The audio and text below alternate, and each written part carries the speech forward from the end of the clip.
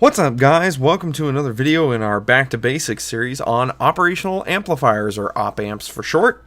We're going to be looking at another configuration today. Actually, we'll look at a couple of configurations today. I'll try to make this video as short as I possibly can. Don't like videos to run really long, so we'll work on keeping it short. What we're going to be looking at today is going to be the non-inverting op amplifier. And basically what it means is just the opposite of the other one. If you watch the one of the other videos, the inverting op amplifier, you notice it had that little negative in the equation, which basically changes the input to output. It basically changes the sign on it. So if the input's negative, it'll come out positive. If the input's positive, it'll come out negative in the other sign, plus multiplied by some gain, set by the resistors.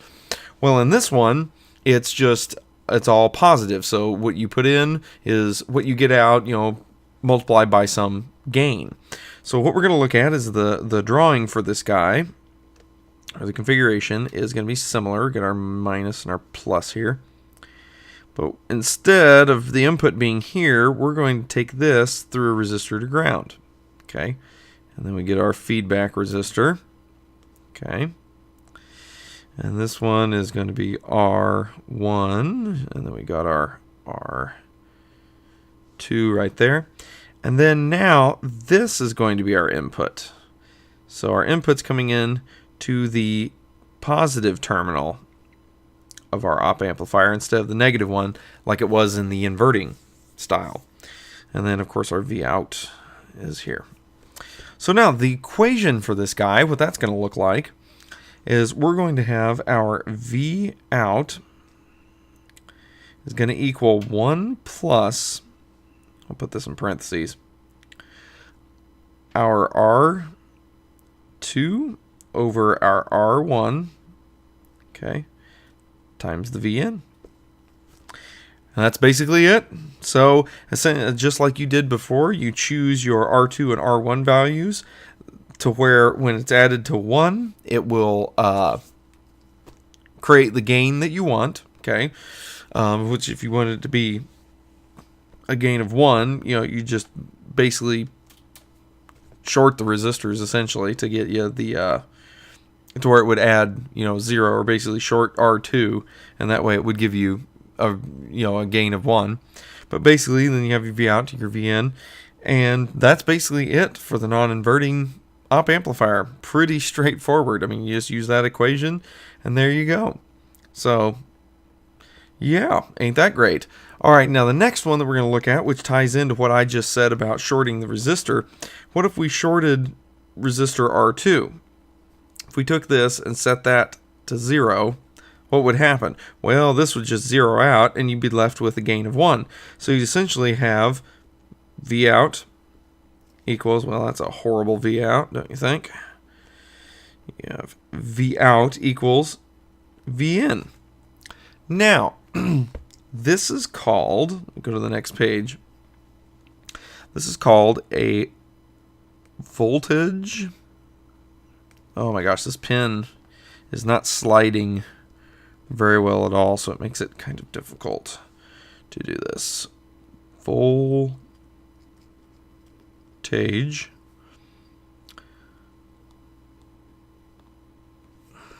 Well, if I can, a voltage follower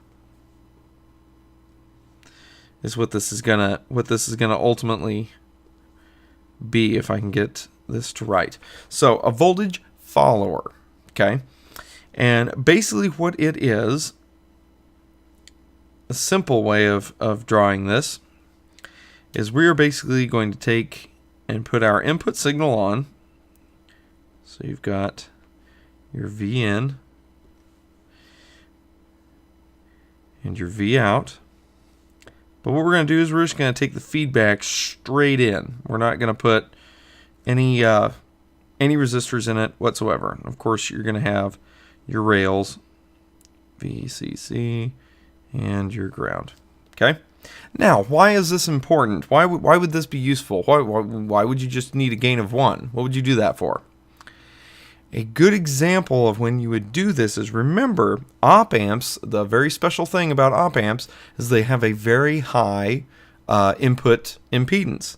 So I'm going to call it the Z because it really is impedance. It's not necessarily resistance, it's impedance.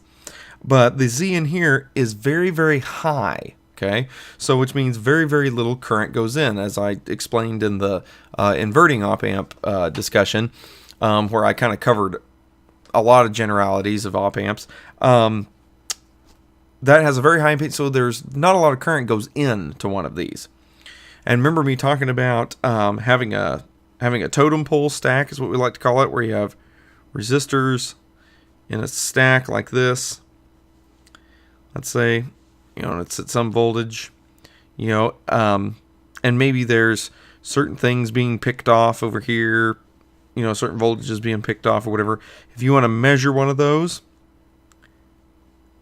you can put an op amp on it and do stuff. Well, here's the thing. If you do a voltage follower, plus and a minus,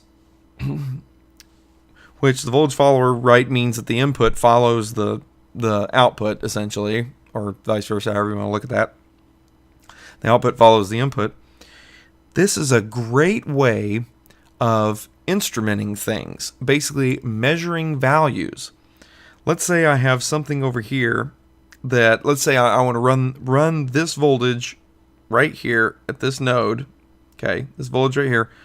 I want to run that to an ADC, but that voltage is fairly large. Let's say it's like it could possibly get up to 10, maybe 12 volts. It's maybe this is like a 24 volt system or something, and that voltage at that node could be 10, 12 volts or something like that, depending on the divider. Well, it's still too high for the internal ADC on a PIC microcontroller. It needs to be 0 to 5 volts, right? So this can be anywhere 0 to, let's say, 11 volts. But yet I've got a PIC micro over here, or really any kind of micro. It doesn't have to necessarily be a PIC, but I've got a micro over here that's maybe 5, or maybe it's only 3.3. Maybe it's only 3.3 volts. But we'll use it's 0 to 5 volt tolerant. Well, we're going to have to do some scaling to get it there. Well, the problem is if I take and let's get rid of this.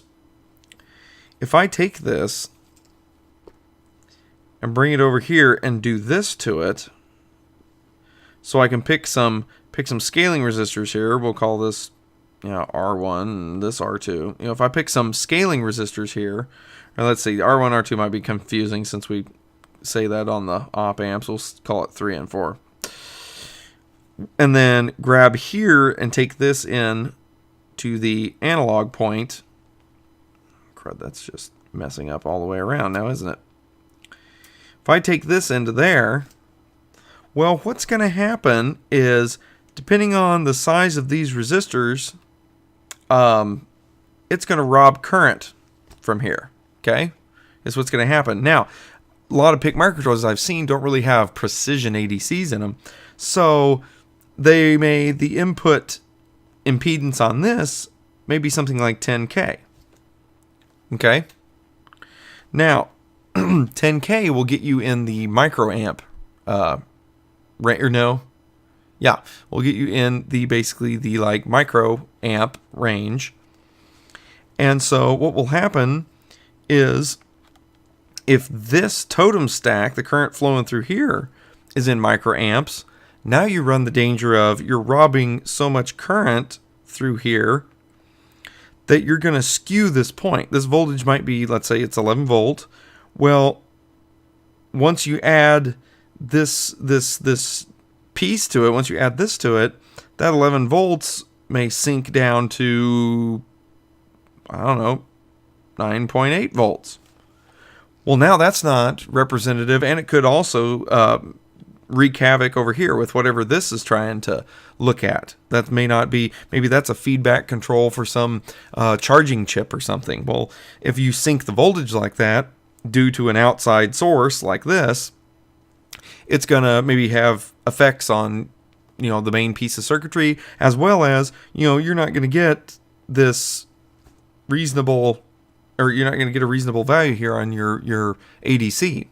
Because if the input impedance on this PIC is 10K, that means that means the maximum resistance that this line can see has to match whatever's in the PIC. So it can only be, the PIC can only see 10K down here. So basically R4, the biggest you can get R4 is 10K. You can't do like a mega ohm or something. Otherwise, it's going to, screw up the whole RC network that's inside the PIC and still throw your data off. Okay. It's one of the caveats of ADCs. Okay. Is their input impedance. So anyway, so how do we do this? That's where the beauty of a voltage follower comes in. And I'll show you why. Because what you can do is you can put in a voltage follower. Okay.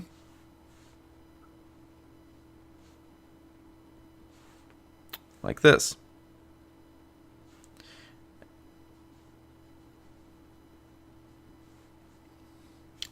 And then, really, I'm showing you, this is just for example. I mean, you would probably use an op-amp and put some sort of gain on it that's, less than 1 or something and scale it with the op-amp. But this is just for demonstrational purposes. I'm showing you the long way around, okay? You could do this and bring this into your micro, okay? Then you could have this as 10K and then whatever R that needs to be to get the right scale, okay? Now, what's happening is, yes, there's still going to be that microamp current flowing through here, but the source of that current comes from the rails of the op-amp.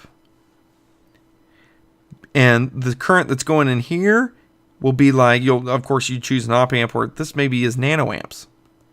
So it's, 1,000 times smaller than this over here, because this is in microamps. Okay, so you can rob nanoamps from this node right here, and this whole this stack is not going to care. It's not going to care that you're robbing a few nanoamps. I mean, it's 1,000 times smaller. It'd be like robbing milliamps. It'd be like robbing 5 milliamps from a 20 amp load. If you take 10 milliamps away from your dryer's wall socket, the dryer's not going to care, right? It's not going to bother it. Now you take 5 amps away from the 10 amps that it's taking, then your dryer might run slower, might not run at all, may have problems. Okay, that's just that's an example of what we're talking about. It's like if you had a I don't know, you had 120 watt light bulb, that would take 1 amp of current to power that. And so if you robbed a half an amp, I guarantee you the light bulb will dim. But you rob half of a milliamp from it, and you're not going to see any dimness. You won't see any less brightness out of the bulb, right?